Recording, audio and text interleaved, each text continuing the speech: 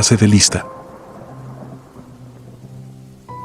Siempre pensé que los relatos de fantasmas se sostenían en la sugestión y en el aburrimiento de los lugares demasiado silenciosos. Crecí con la convicción de que todo tenía una explicación clínica, medible, racional. En 2019 acepté el turno nocturno en la residencia Santa Aurelia, en las afueras de Mazatlán, un edificio bajo, de pasillos largos y ventiladores viejos que empujaban el aire húmedo con pereza. Había sido clínica de rehabilitación en los años 60, aún quedaban azulejos verdosos en las paredes, un ascensor de carga que olía a metal mojado y una capilla pequeña con bancas de madera astillada. Llegué por necesidad, no por vocación. Me repetía que las noches serían tranquilas, que lo peor serían los ronquidos y el zumbido constante de los concentradores de oxígeno. No tardé en escuchar el rumor. No era una enfermera de blanco, ni una monja, ni una sombra sin forma. La llamaban la visitante de las llaves. Decían que se anunciaba con un tintineo leve, como el de un llavero antiguo balanceándose contra una bata.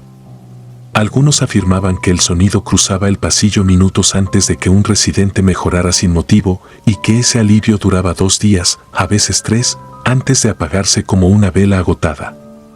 Me reí por dentro, lo atribuí a la manera en que la tristeza se contagia y crea supersticiones. No dije nada. Registré signos, administré medicamentos, crucé el pasillo con una linterna de bolsillo por pura costumbre, sin miedo, con el sueño agarrándome del cuello. La primera noche en que dudé de mí mismo fue a las 3:17.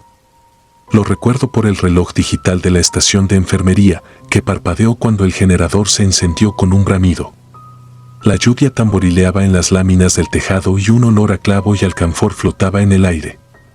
Don Hilario, un ex profesor de primaria con insuficiencia cardíaca, llevaba semanas en valores peligrosos. El monitor que vigilaba su saturación había sido una línea de pendientes triste.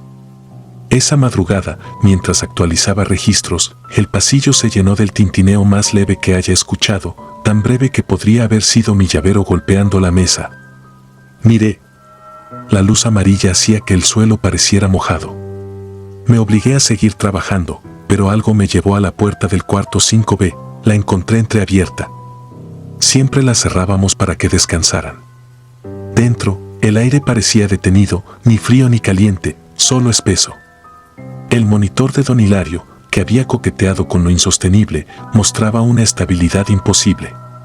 Su respiración, que hasta entonces había sido un serrucho, era de pronto un movimiento casi tranquilo. Me acerqué con la sensación de estar estropeando un acto íntimo y noté un detalle mínimo: la sábana estaba doblada a la altura del pecho con un pliegue perfecto, como el doblez de un uniforme. La bandeja de agua sobre la mesa de noche tenía el vaso lleno hasta el borde, algo que jamás dejábamos así por seguridad. No había nadie en la habitación. Ni una bata colgada, ni un paso en el corredor, ni una sombra en el vidrio de la puerta. Solo el metal lejano del generador y, tal vez, un último eco de llaves moviéndose. Al día siguiente, contra todo pronóstico, Don Hilario pidió desayuno. No había broma en su voz. El médico de guardia frunció el ceño, revisó, llamó a otro. Nadie lo dijo, pero todos miramos el monitor como si fuera una ventana con truco. 2 días después, al amanecer, Don Hilario murió. No fue dramático, fue como si alguien hubiera levantado el peso que lo retenía. Cuando cambié la almohada, vi una marca oxidada, una curvatura leve teñida de color marrón, como si una llave antigua se hubiera reposado allí durante un rato. No sangraba, no era mancha de fluidos, no pude clasificarla. Guardé la observación para mí, no quería ser el siguiente tema de pasillo. La segunda vez fue en el cuarto de doña Mireya, viuda de pescador, firme como un poste hasta que la enfermedad se le metió en los pulmones. Esa noche el ascensor de carga bajó solo. Nadie lo llamó. El número luminoso marcó el piso y las puertas se abrieron con un suspiro. Del interior se escapó un aire más frío y un aroma leve a desinfectante viejo. El tintineo fue nítido. No metálico y vibrante, sino fatigado, como el de llaves pesadas que conocen demasiadas cerraduras. Me quedé inmóvil. Podría haber gritado para llamar a alguien, pero el pudor me selló la boca. Temí que, si pronunciaba una palabra, la escena se deshiciera y yo perdiera la única oportunidad de entender. La figura cruzó frente a la luz del pasillo con una calma que me enfurece recordar. No flotaba ni se desvanecía, caminaba. La bata era azul pálido, de un corte antiguo, con un dobladillo rígido y una banda al brazo donde se adivinaba una cruz descolorida. No le vi la cara. Llevaba un llavero contundente prendido a la cintura, un molinillo de metal veterano que rozaba la tela en cada paso. Entró a 13, la habitación de doña Mireya, y la puerta se cerró con el mismo cuidado con que una madre arropa a su hijo. No me moví. No pasaron 10 segundos. Cuando empujé, el cuarto estaba vacío. Doña Mireya dormía y el vaso de agua brillaba lleno y quieto contra la luz del monitor. En la baranda, una fibra azul desprendida quedaba atrapada en la pintura, tan real que pude enrollarla en mi dedo antes de que se me cayera al suelo. El patrón se repitió. Mejora inexplicable, alivio breve, muerte silenciosa. Aprendí a reconocer los preámbulos, el golpe sordo del generador cuando se enlazaba a la red, el parpadeo de relojes, el olor a clavo y a metal lavado, el elevador abriéndose sin cita. Y siempre, el pase de lista, que no era otra cosa que el tintineo de esas llaves, recorriendo puertas, deteniéndose en una, volviendo a empezar a la noche siguiente. Resistirme fue inútil. Revisé cámaras. En cada ocasión aparecían tramos en negro, como si el mismo ruido del generador bastara para estropear la imagen. Conté llaves en los llaveros del personal, comparé sonidos, me reí de mí con rabia y anoté en silencio cada coincidencia. Entre los residentes había una mujer que nunca dormía a la hora de los demás. Doña Elvira, 88 años, manos pequeñas y duras, ojos color humo. La encontré varias madrugadas sentada frente a la ventana del final del pasillo, esa que da a un patio sin plantas donde solo hay tubos y una banca oxidada. Juntaba fichas de lotería en una fila y las iba pasando de izquierda a derecha. No hablaba casi. Una vez, cuando el ascensor se abrió sin que nadie lo llamara, movió la ficha de la dama al final de la fila con una precisión ritual. No sé por qué me pareció un gesto antiguo, casi doméstico, como el de cerrar una casa antes de salir. A la mañana siguiente falleció don Ramón, que había pasado la víspera repitiendo que se sentía como en sus años buenos. Busqué explicaciones peregrinas. Microinfartos asintomáticos, errores en los registros previos, el efecto placebo de la ilusión colectiva. Me ofrecía cubrir más noches para comparar datos. Con cada hoja que llenaba el absurdo crecía. En la bodega de archivo encontré un álbum de recortes. Fotos amarillentas de inauguraciones, desayunos con benefactores, una excursión a la playa en 1968. En el centro de una página, una muchacha con bata azul y cofia bajita sonreía con la timidez de quien quiere desaparecer en la foto. En la cintura llevaba un llavero idéntico al sonido que yo escuchaba. El borde decía Herminia V con tinta corrida. No pregunté. Preferí la ignorancia pulcra de la rutina. La noche en que supe que debía irme fue la más clara de todas. No llovía. El generador estaba quieto, la red estable, los ventiladores avanzaban el aire con su pereza habitual. A las 3:17 el reloj parpadeó sin causa. Escuché el ascensor respirar y las llaves moverse con prisa. Pensé que iría a 4A, donde el señor Olmos llevaba 2 días improbables de lucidez. Pero el tintineo pasó de largo y se acercó a la estación de enfermería. Sentí el metal rozar el borde de la mesa, luego el quicio, después mi casillero. La puerta se abrió sola con una suavidad casi educada. Adentro, sobre mi uniforme doblado, descansaba una llave vieja, descolorida, con el número 13 grabado a punzón. La toqué y estaba tibia, como si la hubieran tenido en la mano un rato antes. La guardé en el bolsillo por impulso. Hice la ronda completa con una serenidad que me parece ajena. Cuando entré al 4A, el vaso estaba lleno, la sábana perfectamente doblada, el olor a clavo instalado con una dulzura que me revolvió el estómago. El señor Olmos respiraba en paz. No dije nada. Terminé el turno, entregué notas claras, evité las miradas. Al salir, dejé la llave en el mostrador de la capilla. No quise llevármela, imaginé que los objetos también encuentran su casa. Esa tarde presenté mi renuncia, no he vuelto. A veces intento convencerme de que fui víctima de la acumulación de turnos, que confundí coincidencia con patrón, que proyecté en el pasillo mis propios miedos. Pero cada vez que me despierto a las 3:17, sin alarma, con el corazón en la boca, escucho en la memoria el roce de un llavero pesado y sé que en algún lugar alguien está moviendo una ficha hacia el final de la fila. Me aferro a esa posibilidad como a una baranda invisible, que la visitante de las llaves no sea mala ni buena, que no venga a robar nada, que solo pase lista con pulcritud antigua para que nadie se vaya solo. Pienso en los pliegues exactos de las sábanas, en el agua al ras, en la marca oxidada en una almohada, en la prudencia con que una puerta se cierra para dar privacidad al último alivio. Y cuando la pregunta me alcanza, no intento refutarla. Solo contengo el aire y miro la puerta de mi cuarto, ligeramente entreabierta, con la certeza absurda de que así, si llegara, la escucharía llegar a tiempo.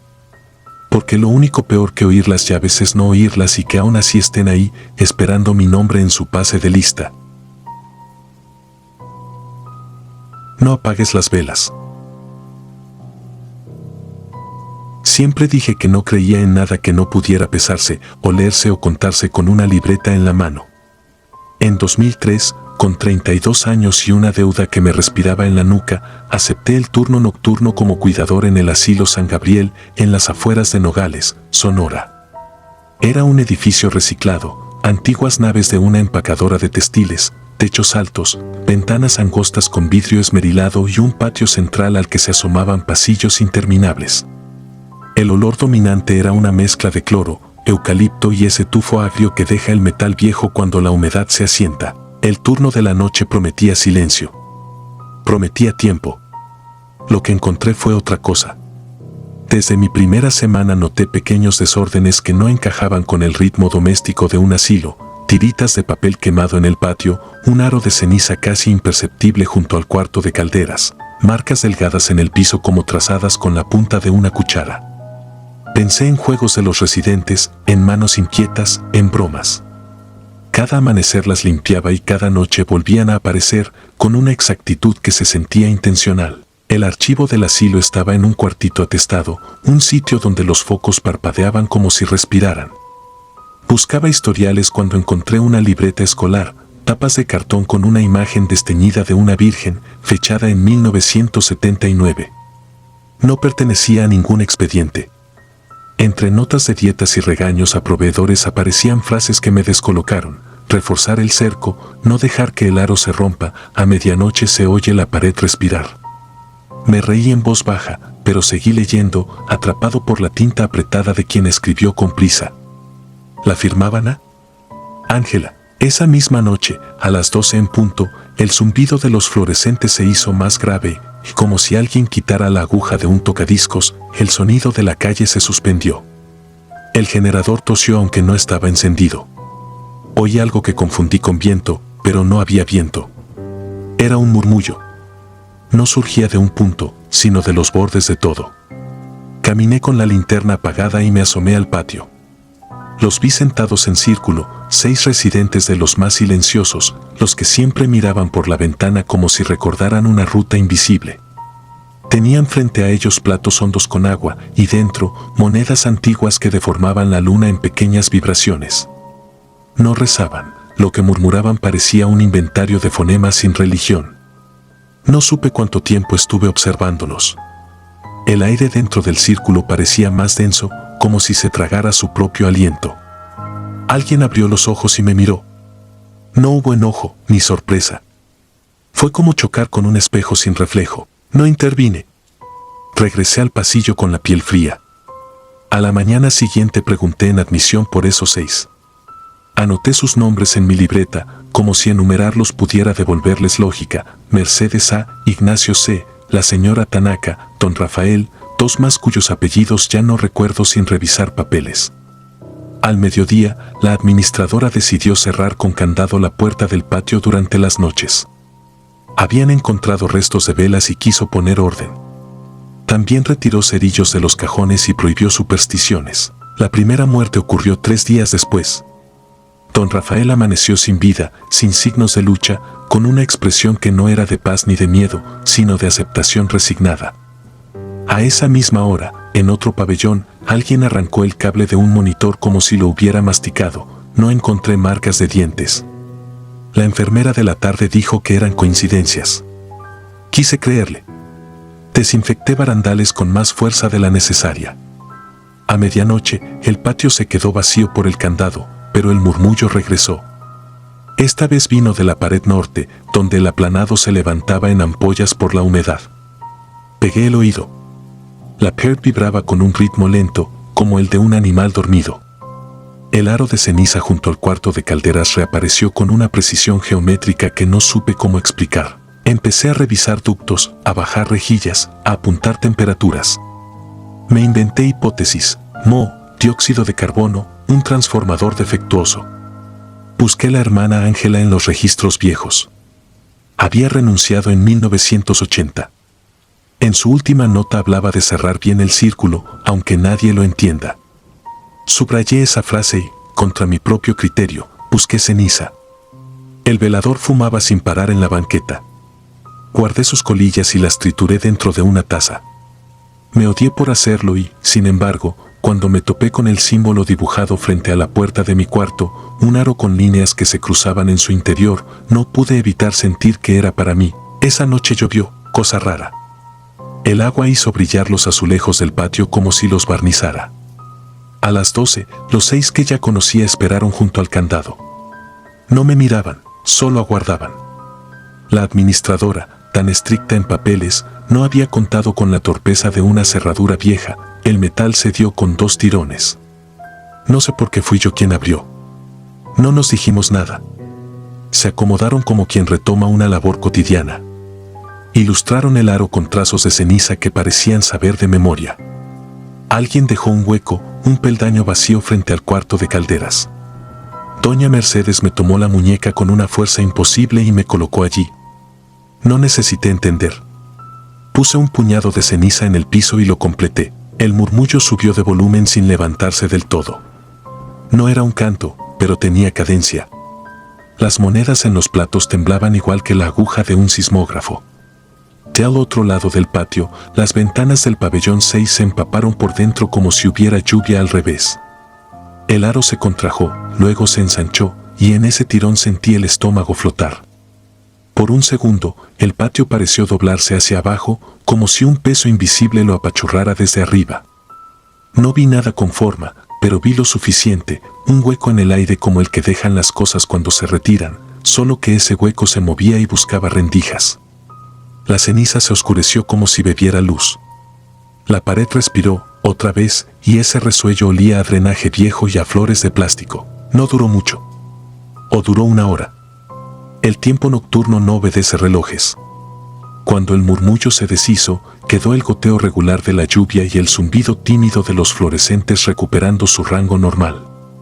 La señora Tanaka me apretó la mano, y en ese gesto hubo gratitud y despedida. 2 días después se fue dormida. Sonrió justo antes de irse. Ignacio duró 1 semana y media, cada noche más delgado, cada mañana más lúcido. 1 por 1. No hubo escenas, no hubo gritos. Quedaron los platos con el círculo acuoso que deja el metal. Yo limpié todo, por indicación de la administradora, que escribió procedimiento no autorizado y cerró el patio con cadenas nuevas. Volvió a llamar superstición a lo que yo ya no podía nombrar. No renuncié de inmediato. El asilo necesitaba manos, y yo necesitaba dinero, y la rutina somete cualquier horror si se lo alimenta a diario. Pero las marcas siguieron apareciendo. Los anillos de ceniza, a veces perfectos, a veces interrumpidos justo frente a mi puerta. Las luces hacían un chasquido seco al encender, un chasquido que repetía mi nombre en la cabeza.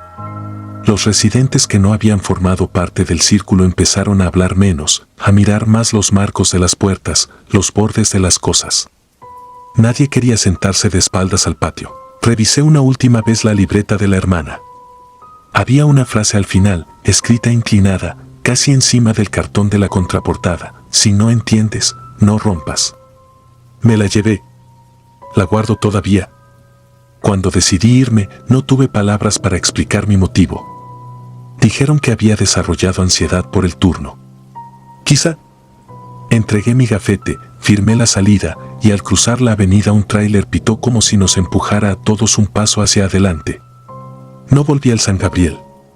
Me llamó alguien de administración 2 semanas más tarde. No contesté. A los meses, mudé mi cama de lugar para dejar el lado de la puerta libre. Fue ahí cuando vi, por primera vez, un hilo negro pegado al piso, un residuo fino que solo puede dejar la ceniza al mezclarse con humedad. Seguí el hilo hasta el umbral y me encontré con el aro. No era perfecto, pero estaba casi completo. Lo limpié con agua y jabón y con una de esas esponjas para ollas que arrancan lo pegado.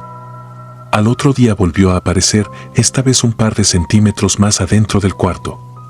No me hizo gracia. Me senté en el piso, la espalda en la pared y esperé a medianoche, sin televisor, sin música, con el cuarto respirando como respiran los lugares cuando uno se calla. A las 12 en punto, el edificio donde vivo, distinto, nuevo, lleno de otros ruidos, se quedó con ese silencio que reconoce el oído cuando ya lo ha conocido antes. El zumbido de los focos cambió de tono. No oí el murmullo, pero sentí la cara helada de ese aire que busca borde. No sé si aquello protege o invita. No sé si, cada medianoche, lo que se abre quiere entrar o quiere salir. No sé si fui parte de un resguardo, de una costumbre vieja que nadie explica porque explicarla la arruina. Solo sé que, desde entonces, no apago las velas cuando falta luz. Dejo un plato con agua en el suelo, con una moneda dentro, y trazo un aro imperfecto con lo que tenga: café, ceniza de la estufa, polvo. Ocupo mi sitio frente a la puerta, en el hueco que siempre queda. Escucho. Respiro con la casa. Y cuando por fin amanece, hay un segundo de alivio que no dura, porque el día no borra nada, solo lo disimula. Si alguna vez trabajas de noche en un lugar donde la gente aprende a morir con calma, no rompas lo que no entiendes. Y si alguna vez ves un aro que vuelve a dibujarse solo, no lo barras hacia afuera. Barre hacia adentro. Nadie te va a aplaudir por ello, ni lo vas a contar sin que te miren raro. Pero tal vez duermas. Tal vez. Yo, por ahora, no. La enfermera de las 2. Me llamo Marco y esta historia empezó en 2018, en Durango. Tenía 42 años, vivía solo en un departamento prestado y pasaba la mitad de mis días en un taller de herrería. Mi padre, Agustín, había sobrevivido a mi madre por apenas un año. Después del infarto que lo dejó con la mitad del cuerpo dormido, ya no pudo con su rutina. Yo creí que el asilo era lo más digno: medicación a sus horas, comida caliente, alguien que lo levantara si caía. No lo interné por desamor, sino por miedo a no alcanzarme para cuidarlo como debía. Fue una decisión fría que traté de disfrazar de lógica. La casa de retiro San Gabriel estaba en una loma, a las afueras. Un edificio de 2 pisos, color crema, con pasillos brillantes de cera y un comedor con manteles floreados. En la recepción colgaba un reloj analógico que a veces se atrasaba y una imagen del arcángel con espada. El olor era mezcla constante de cloro, talco y caldos recién hechos. Las enfermeras usaban pantalón quirúrgico, tenis blancos y cabello recogido. Todo normal. Eso me repetía. Las primeras semanas, mi padre se incomodaba por la rutina del timbre, las tardes de lotería, la televisión encendida con el volumen muy bajo, siempre en canales de noticias. Yo iba 2 o 3 veces por semana, le llevaba pan dulce, lo afeitaba, le cortaba las uñas. Me mostraba estoico. Nunca se quejaba de dolor, pero sí empezó a hablar de sueños. No me asustaron al principio. A los viejos, me decía yo, los visita el pasado cuando el cuerpo se afloja. Una tarde de noviembre, mientras la luz caía sobre los ventanales del comedor, me pidió que le revisara la almohada. Tenía marcas de dedos en la funda, las uñas de alguien que se apoya para levantarse. Me dijo que no eran suyas. Lo tomé como una pequeña paranoia. Al despedirme, le prometí que el domingo lo llevaría a comer pozole. No lo hice. El trabajo, el cansancio, el egoísmo que uno justifica con cualquier cosa. Empecé a notar otra cosa, las camas que se quedaban vacías. De repente ya no estaba el señor del cubículo 12, que usaba una gorrita roja y decía ándele a todo. Luego faltó la mujer de trenzas del cuarto 7, la que reñía con la televisión.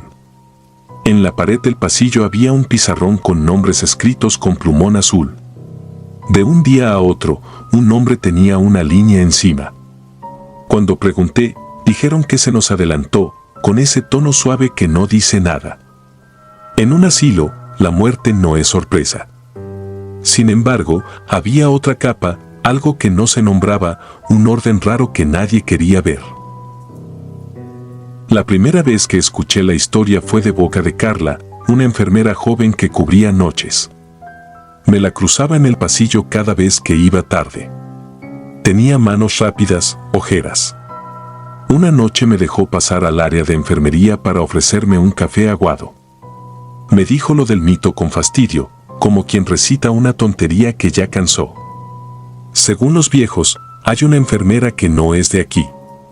Vieja escuela, uniforme almidonado de falda, cofia. Aparece a las 2 de la mañana. El que la ve, muere a los 2 días. No les haga caso, dijo, moviendo la cabeza, aunque la voz le salió baja. Yo pensé en mi madre. En su manera de hablar de conjuros cuando me escondía de niño las tijeras abiertas para que no se cortara el destino. Pensé en cómo siempre desprecié esas cosas. Y aún así, algo se me quedó. La noche que cambió todo fue un jueves. Fui a dejarle a mi padre un suéter grueso porque el frío se colaba por las rendijas y el calentador del pasillo se descomponía seguido. Lo encontré despierto, como esperando. Tenía esa mirada de animal que ya no confía en la luz. Me dijo, con la boca apretada, que a las 2 escuchaba pasos que no tocaban el piso. Eso dijo, pasos sin peso. No quiso explicarme más. Solo me pidió que me quedara. Me quedé. Pensé que me dormiría en la silla, que no pasaría nada. A la 1:56 salí al pasillo para estirar las piernas. La noche en el asilo es una mezcla de máquinas que respiran, los concentradores de oxígeno, los nebulizadores y puertas que crujen apenas. Las cámaras en el techo tenían luces rojas pequeñas, como ojos cansados. A la 1:58 el reloj de la recepción dio 2 golpes mecánicos, desfasados. A la 1:59 el pasillo se volvió más largo. No tengo otra manera de describirlo, todo se tendió hacia adelante, como si alguien estirara el edificio desde el otro extremo. A las 2 exactas, el zumbido de los fluorescentes cambió de tono. La vi al fondo, junto a la sala de terapia. Alta, muy delgada. No era traslúcida, no brillaba, no hacía teatro. Su uniforme era blanco antiguo, con falda hasta la rodilla y medias. La cofia inclinada, el cabello escondido. La piel tenía el color de los paños que se lavan 1000 veces. Avanzó sin tocar el suelo, no flotaba hacia arriba, solo no dejaba huellas. Hubo un detalle que me devoró la garganta, los tobillos. No estaban incompletos, como me dijeron.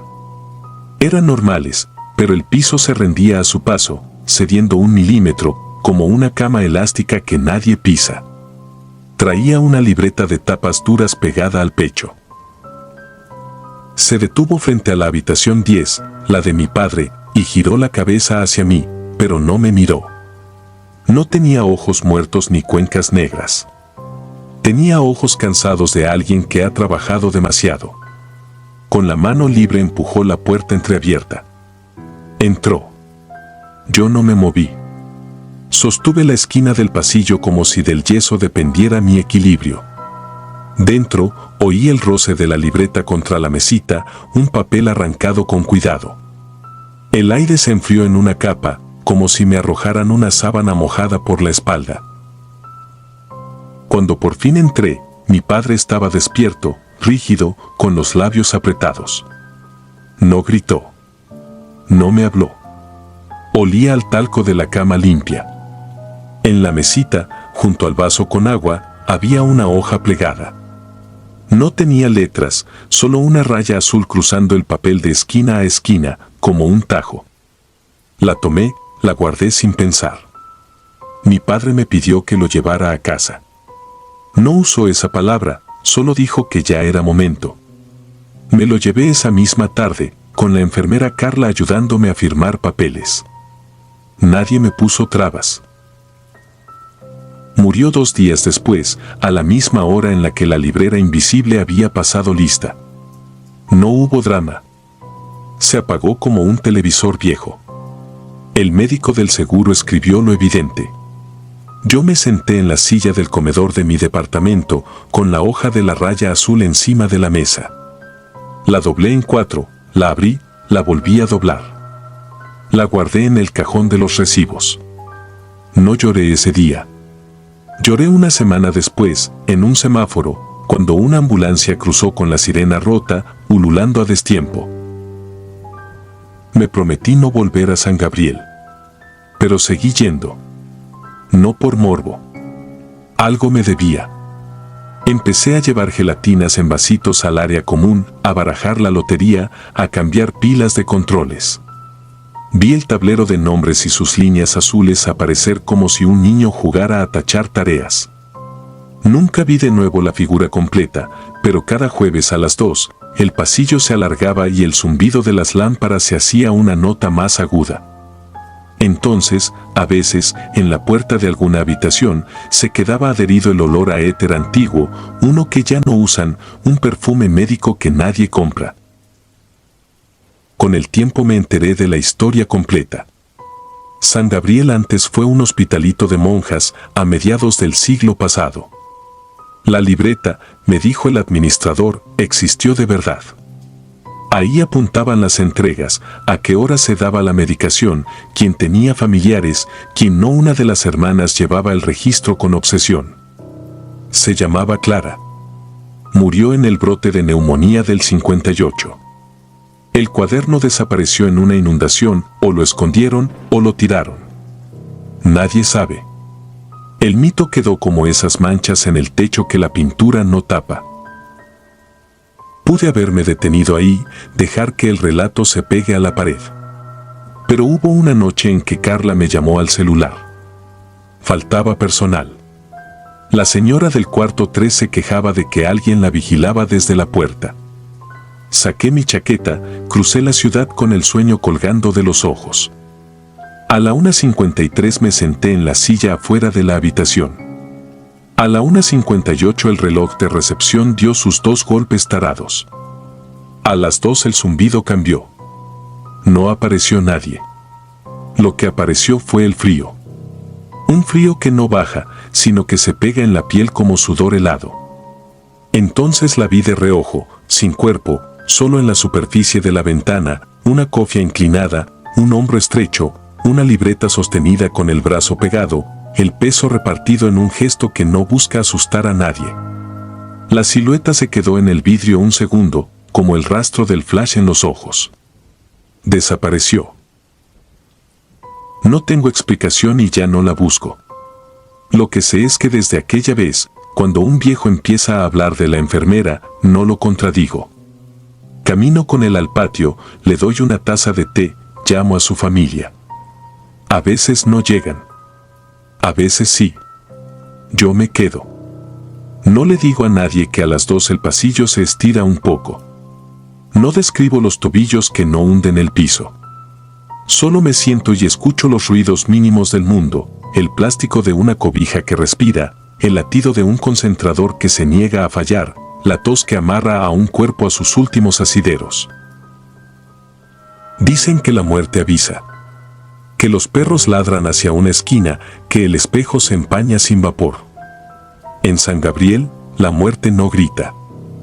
Llega con uniforme limpio, una libreta invisible y la puntualidad amarga de una enfermera con turno eterno. No sé si vino por mi padre o si solo marcó el horario que él ya tenía. No sé si es la misma que él vio, con los pies amputados de memoria vieja, o si cada quien ve lo que puede soportar. Sé que, desde entonces, cuando el reloj de recepción da sus 2 golpes imperfectos, yo enderezo la espalda, miro sin fijar la vista y no me atrevo a pronunciar su nombre. Porque en esas noches, a las 2, hay alguien que cumple con su trabajo, y yo no estoy para impedirlo ni para invocarlo, solo para acompañar a quien tiene que irse. Si usted me pide pruebas, le puedo enseñar la hoja con la raya azul. Es una raya que no lleva a ninguna palabra. Romperla no cambia nada. A veces pienso que tal vez no haya una enfermera, sino una memoria, un gesto de cuidado que quedó flotando cuando el edificio cambió de uso. Otras veces, cuando el frío me toma por la espalda, dejo de pensar. Me quedo quieto, como mi padre aquella noche, esperando que alguien pase la hoja, anote algo en una libreta que nadie ve y cierre la puerta con el mismo cuidado con el que se cierran los ojos. Porque a las 2, en San Gabriel, todo se alarga un poco y lo único que queda es estar ahí, sin decir nada, oyendo cómo la muerte toma lista. Habitación 217. Prefiero mantener mi nombre fuera de esto. Lo único que diré es que soy enfermera y he pasado casi toda mi vida trabajando turnos nocturnos en asilos. No por gusto, sino porque me acostumbré a ese silencio que no es silencio, respiraciones lentas, ruedas de silla que crujen cuando el metal se enfría, televisores encendidos sin volumen, y ese olor a cloro que se queda pegado en la garganta. En 2011 me asignaron a un asilo en la periferia de un puerto del Pacífico. Era un edificio de 2 pisos con corredores largos y lámparas que parpadeaban como si no quisieran gastar lo poco de luz que todavía podían dar. La administración me advirtió que la casa llevaba décadas operando y que el segundo piso había sufrido ajustes después de una remodelación. Lo dijeron como si me estuvieran invitando a no preguntar. Acepté el contrato 24x24 porque necesitaba el dinero. También porque pensé que ya lo había visto todo. No lo había visto todo. En el segundo piso, al final del pasillo, había una habitación sellada con placas metálicas por dentro del marco. La numeración saltaba de la 216 a la 218 como si el edificio, con pudor, quisiera omitir un recuerdo. Cuando pregunté, la jefa de turno me entregó un llavero pesado y dijo que ninguna de esas llaves abría la 217. Mantenimiento, dijo, y siguió revisando la bitácora. No insistí. Pensé en cortocircuitos, en humedad, en una ventana rota que no querían reparar. Pensé cosas razonables. Las leyendas las sueltan los residentes cuando creen que uno no escucha. Se decían nombres, fechas, exageraciones.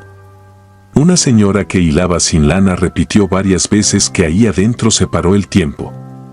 Otra, ciega desde hacía años, aseguraba oír por la madrugada una mesa arrastrándose, golpes breves y secos, y una respiración de alguien que está a punto de llorar y no puede. Yo tenía respuestas para eso: tuberías viejas, expansión térmica, pájaros en la cornisa. Lo razonable es una manta que te pones en la noche y que cubre hasta la frente. La mantita me duró 3 meses. La primera noche clara fue en septiembre. Me tocaba juntar firmas de vigilancia a las 2, esa ronda pesada en la que los ojos quieren cerrarse y el cuerpo te exige azúcar. Antes de subir al segundo piso me serví café instantáneo en un vaso de unicel. Caminé revisando puerta por puerta, luces de vigilia prendidas, frascos con nombres, el respirador del 212 que sacaba aire con un pitido cada vez más bajo. En la 215, don Héctor dormía con los dedos apretando un rosario que ya no tenía cuentas. Todo normal, todo manso. Hasta que escuché el primer golpe. Vino desde el final del pasillo, un sonido que no encajaba con la casa, no era la vibración de un compresor ni un carrito mal acomodado. Fue un golpe contra madera, la madera contestando como un tambor. Me detuve. Luego, otro. 2, 3. A ritmos irregulares, como de alguien que no sabe si quiere ser escuchado o prefiere que lo ignoren. El café me supo a metal. Caminé hacia la 217 sintiendo que el aire se hacía frío sin llegar a moverme el cabello. La puerta no vibraba, no se movía la chapa.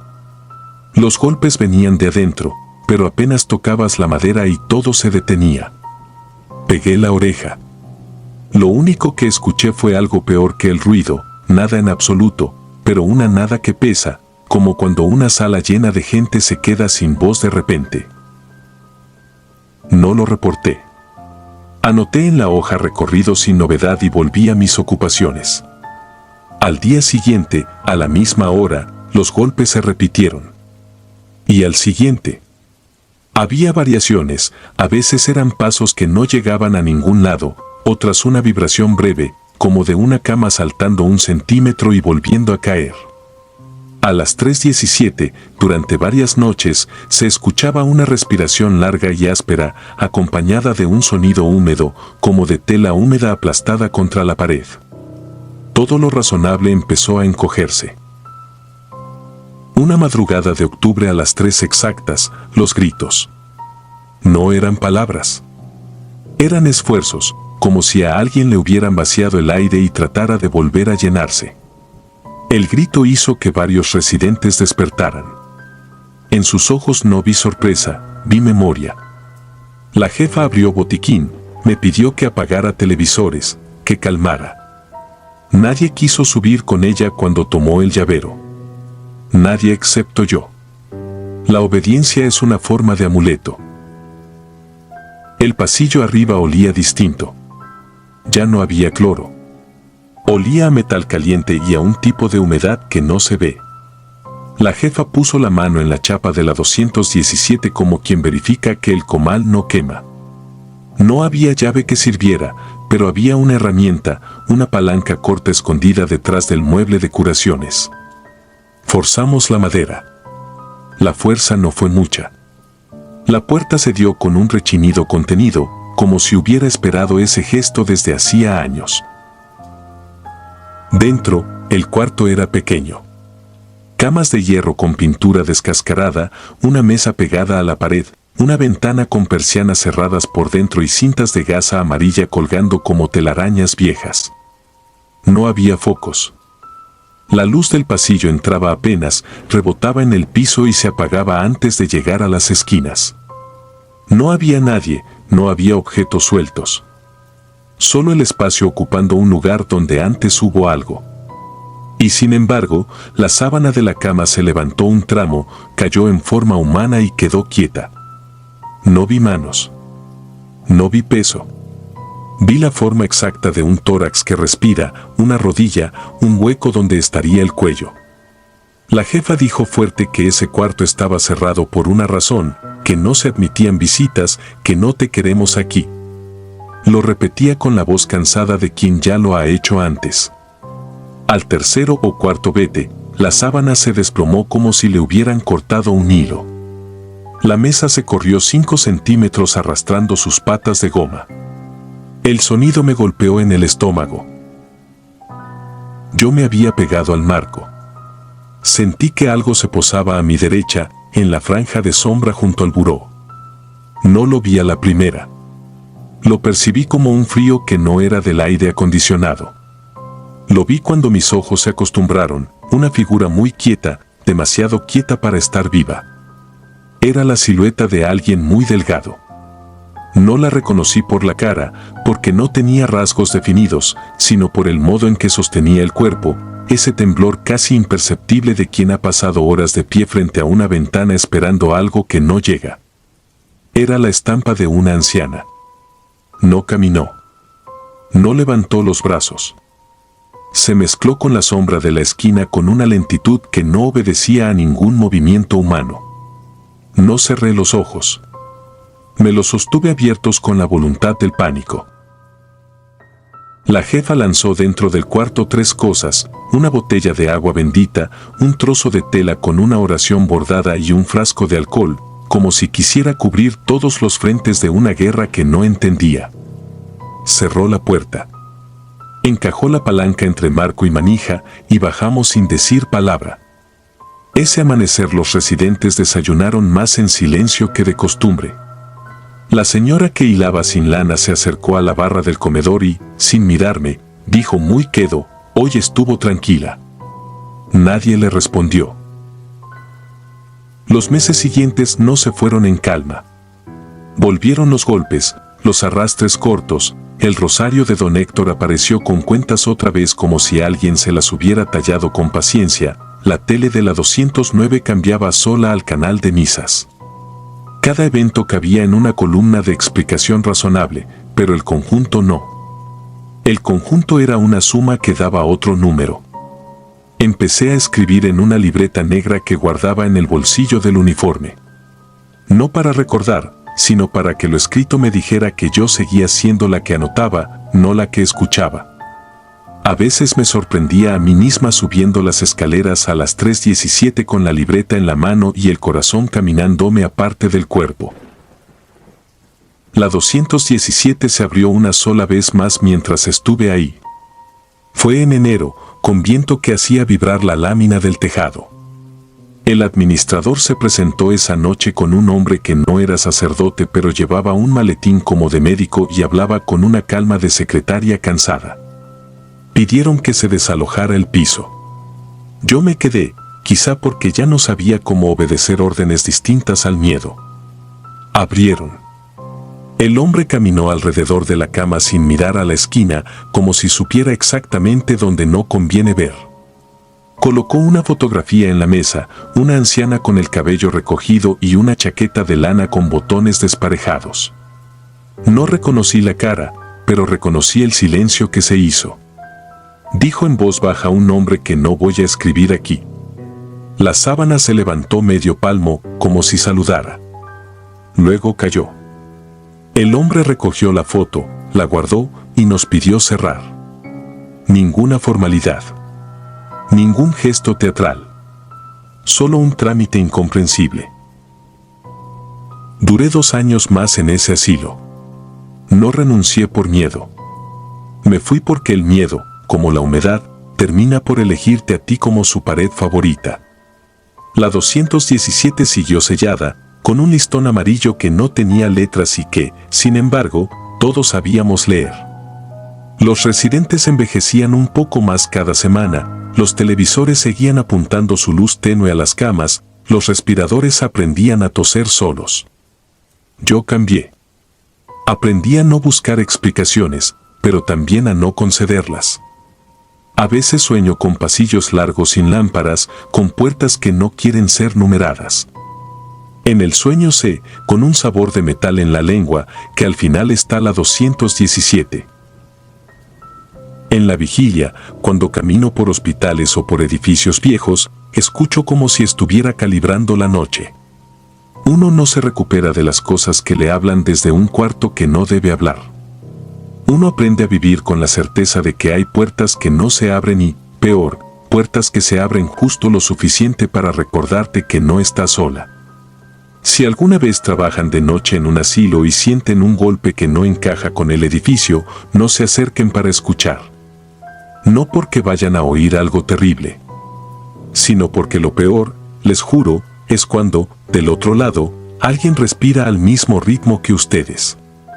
Y ya no pueden dejar de acompañarlo. Si disfrutas de los relatos, te invitamos a apoyarnos con un like y un comentario, ya que eso nos ayuda muchísimo. Además, si aún no estás suscrito o suscrita, te animamos a formar parte de la comunidad del terror. Muchas gracias por escucharnos y por tu apoyo.